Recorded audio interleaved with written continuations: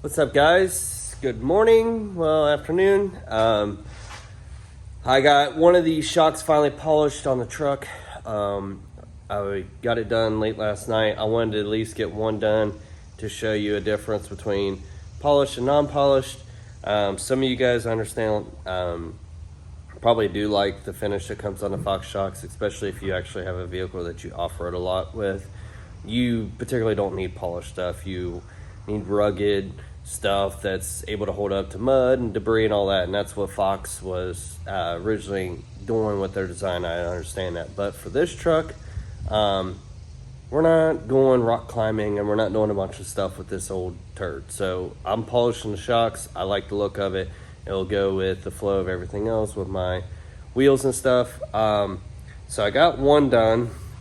Actually, it didn't take as long as I thought it would yesterday. It was a little, it's definitely a dirty job. So if you don't like your hands, like real, covered and just look like your hands was working in a coal miner, as a coal miner or something, because it's a dirty job. So here is the shock polished out. The clamp that I have there is a Fox clamp, but I sanded that down and I hydro dipped that to match the dip that I have on the headlights and the taillights, and they're clear coated and stuff. So I'll show you guys how to do hydro dipping at some point in a makeshift setup, for you guys, these guys that like to do stuff on your own. So overall, there's a couple little, I know there's probably a scratch or two on it. I see, looks like right there. I gotta go back and polish that I think I scratched it from putting the clamp on. But yeah, you can see a difference as the shock down there on the floor versus the polished. These have been on the truck for about a year and they're dirty, and the decals and stuff on the shocks is a little beat up. So I'm gonna give you a little rundown on how to do this, and do this with just the basic electrical tools. Some of you guys may not have access or have a air compressor to use air tools. So I kind of wanted to do this. I did this with all electric tools just because I wanted to do it. I do have a DA that I use on my air compressor that I actually prefer rather than that electric sander that I got down there. But it got the job done. So a little breakdown of this stuff that I used. I'll set this down here on this. So you want to break when you go to sand this, you want, with your sandpaper, you want to break your grit down. So that the lower the number, the more the granules that are on there, or less, I should say. So the less granules per little square inch, the less, the rougher it is. So, and then the higher the number, the more granules are within a square inch. I think that's how it works down, but whatever, that's the basic of it. So I started with these three that will stick onto your DA, your sander, or I dry sand. So I start with 80, you go all the way around it, get it sanded real good, and then you come back. I do 120, you can do 220, it doesn't matter as long as you're going up. The closer you go in the grit, the better finish you're gonna have. So you try not to make huge jumps in your sandpaper, but this is all I had with me at the time, so that's why I did this, and it actually worked out good. So 80, 120, and then 400 dry. I had this little beat up old Craftsman orbital sander. You can probably get one at Harbor Freight for real cheap. The polisher I used is from Harbor Freight as well. This was like $100. I don't know what Harbor Freight charges for a sander, electric sander. You'll have to look it up on their website. I don't know if you guys don't have Harbor Freight in your area. You can order stuff on their website. I can link you guys below. I'll actually look on there and see if I can't find electric sander on there for you guys, and I'll link it below. So that's the dry sanding. And then once I get that done, I come back and do wet sanding. So what I do is that you wet the sandpaper down and then you sand it by hand. You don't use, you can, if you can find stick on like high grit sandpaper like that, that'd be freaking dope. That'd make your job even quicker and you probably get a little bit better job. But I did it by hand. So what I start with is I start with 800, which that's in the bucket, 800 wet sandpaper, and then I went up to 1500. You probably could go 8. You could even use 1000 and then go to 1500 as you finish, but I did 8, then I went to 1500, and then I went to 2000 as my finish. So you want to go over the whole entire shock. The other thing that you're going to have to do is getting the decals off. So you can peel these off, but there's going to be the stickiness on the backside. What I use is an air tool, just because I don't have the patience to sit there and try to get all that stickiness off.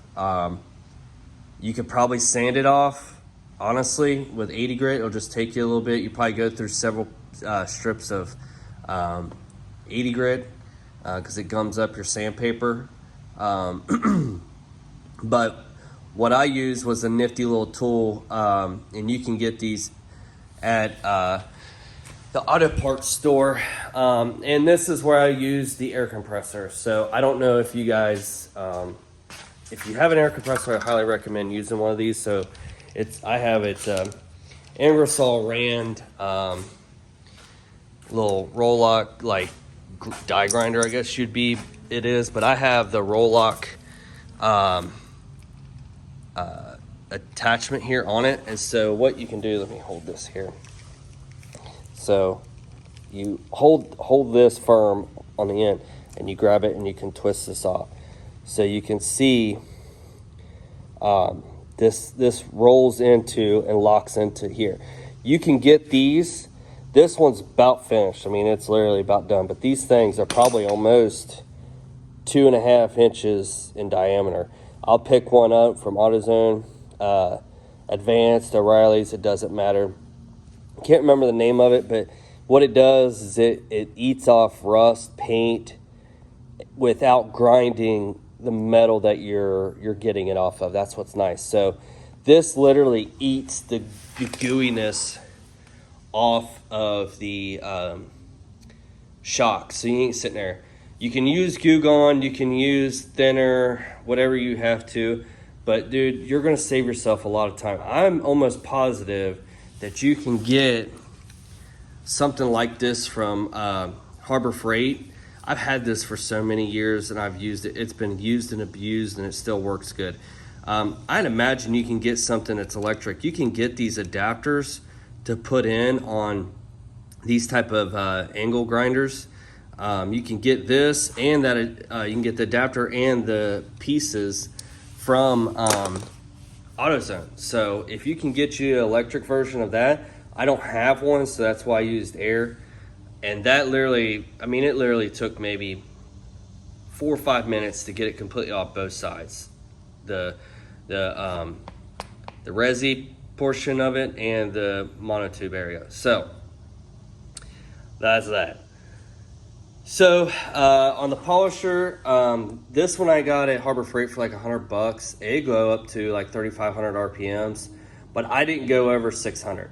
I might turn it up for a few seconds to 1,000 when polishing it, but it gets really hard to try to. I was handling this by hand. I was holding the shock and polishing at one time, so trying to hold this with one hand and polish. I've just gotten used to it from polishing other small parts. But what I recommend if you're new to using these polishers, I recommend getting this clamped onto some sawhorses or like in a vise, but do not ever clamp in a vise. Wrap it in like terry cloth or microfiber towel, wrap it around and then clamp and then work on one end and then swap it and then work on the other end and then just rotate it. I would recommend doing that because it's safer, because this thing gets a little hairy and it actually you can get wrapped up in there. Let's just say I would not do it my way. I'm a bit old-fashioned hillbilly and don't have a lot of brain cells. So they don't have very good water out here in the old Brown County of Ohio. So I'm gonna get ready to put you on tripod, and I'll do it like a fast pace like I have all the other ones, and see my process of just working through this last shock. I'm hoping, my plan is today, get this shock polished, get it done, get it cleaned up, get both of them back on the truck, and then I really want to get this thing, this tailgate, sanded down. I've screwed it up. This thing, I'm ready to literally put it in that trash can over there because I'm sick and tired of working on this thing. I should have just fixed my OEM tailgate instead of buying this one because it came riddled with dents when it shipped to me, and I just did not feel like going through the hassle of shipping it back. So I'm stuck with trying to fix all this crap. The shaved tailgate part was actually easy. It's fixing all these stupid dents and trying to get this thing straight. So my plan is shocks, tailgate on the truck today, detailed, cleaned up, ready for tomorrow's show. So that's that. So if you got any questions, comment below. Just don't forget to please like and share and subscribe to my channel. Really, I don't have many followers, but I'm just trying to build it up and get the information out there for you guys that are like to build your own vehicles, like I've said before. So that's that. Let's get to it. All right, so some of the polish, I'm not really using this polish. Been mainly using this Signature Series Zephyr Pro 25 polish. This came in my kit for my wheels with the other polishing compounds. This stuff honestly is the best. You can use any, honestly it's probably too nice to be using on this stuff. I probably should just pick up some cheap stuff from the auto store. But this is the Pro 25. This stuff's amazing. You don't need much of this, just a couple of drops, and you can get a lot done on this. But I just want to touch base on that. I know that was going to be a question you guys are probably going to ask, is what polish I'm using.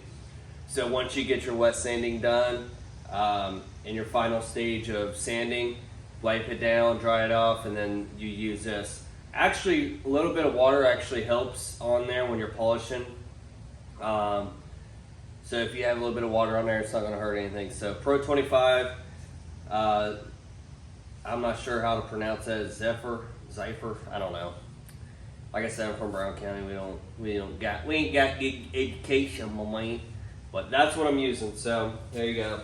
You can look it up and figure out if that's what you want to do. So.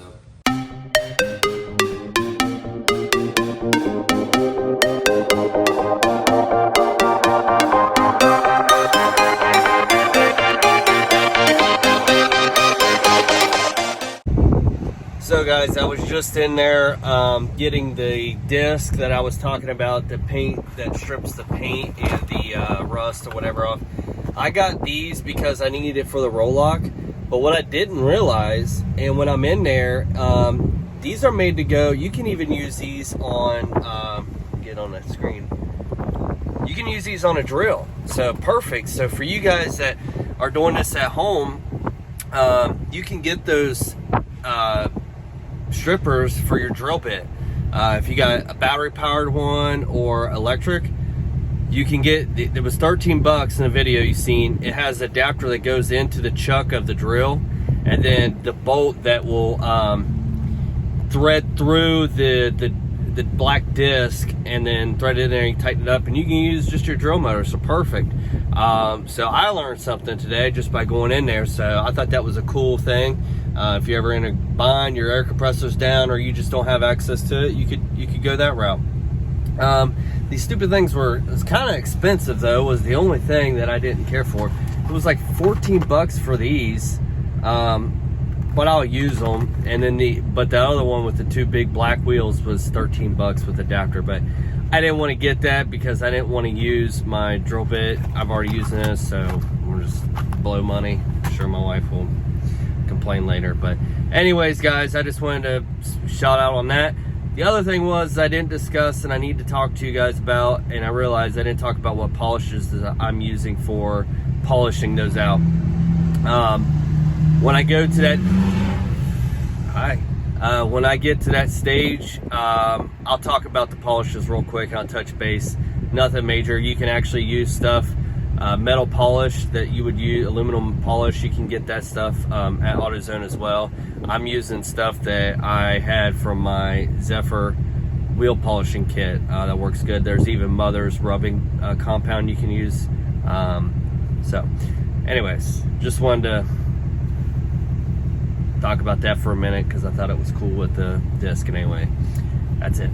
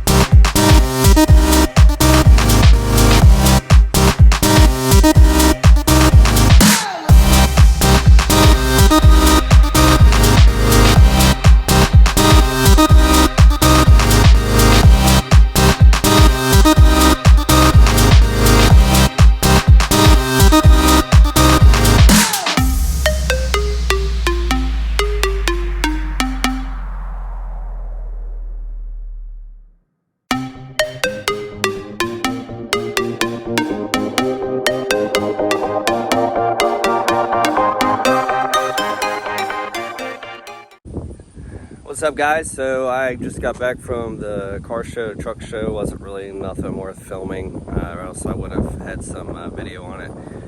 But I just want to finish off. I just wanted to show you guys the finished shocks. I got those polished and back on. I was up until like 2 o'clock in the morning, and then turned around and got up at 7 o'clock in the morning to finish it up.